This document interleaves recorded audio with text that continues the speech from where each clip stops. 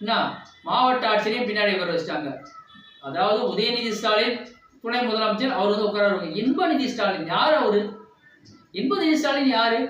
ஒரே ஒண்ணு, உதயநிதி ஸ்டாலின் பையன். இது தவிர வேற என்ன இருக்கு? ஒரு எந்த ஒரு போஸ்டிங்ல இல்ல, வயசும் இல்ல. அமைச்சர் அவருக்கு சால்வெல்லாம் போட்டு வர வச்சிருந்தாரு. நீங்க சால்வ போட்டதை மட்டும் தானே பாத்தீங்க. அமைச்சர் வந்து இன்பநிதி அவருடைய தொட மேல ஏதோ அழுக்காயிடுச்சு, டஸ்ட தொடச்சு விடுறாரு. அந்த ஒண்ணுக்கு இருக்குது. இன்னைக்கு வந்து ஒரு கேவலமான அரசியல். பொதுமக்களை முட்டாளான்னு நினைச்சிருக்காங்க. பொதுமக்கள் வந்து இதை புரிஞ்சுக்கணும்.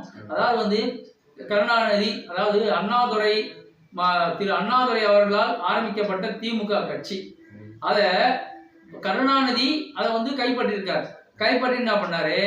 அவரு இருந்த வரைக்கும் அவர் பண்ணிட்டு போனார். அதுக்கப்புறம் பாத்தீங்கன்னா அவருக்கு அப்புறம் ஸ்டாலின், திரு ஸ்டாலின், அதுக்கப்புறம் திரு உதயநிதி ஸ்டாலின், இப்ப இன்பநிதி ஸ்டாலின். என்னையா உங்களுடைய கட்சி? கட்சிக்கு ஓட்டு போற, கட்சிக்கு வந்து பேனர் ஓட்டுறவனோ, கட்சிக்காக பாடுபட்டவன் எவனோ வந்து இந்த கட்சியில மேல வர முடியாது. இந்த கட்சியில வந்து அந்த கருணாநிதி காலத்துல இருந்து இருக்கிற துரைமுருகன் இருக்கட்டும், மற்ற எவ்வளவு பேர் இருக்காங்க, அவங்களுக்கெல்லாம் ஒரு முக்கியத்துவம் கிடையாது. ஆனா நேத்து வந்த உதயநிதி ஸ்டாலின் முக்கியத்துவம், அதுக்கப்புறம் வர இன்பநிதி ஸ்டாலின் முக்கியத்துவம்.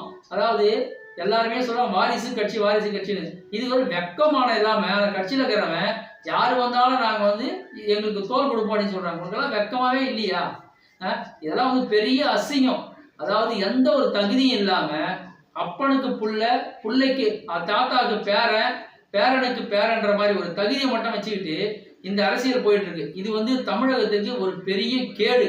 இந்த திமுக அரசாங்கத்தை வெளியே அனுப்பிட்டு மாற்று அரசாங்கம் இந்த தமிழகத்தை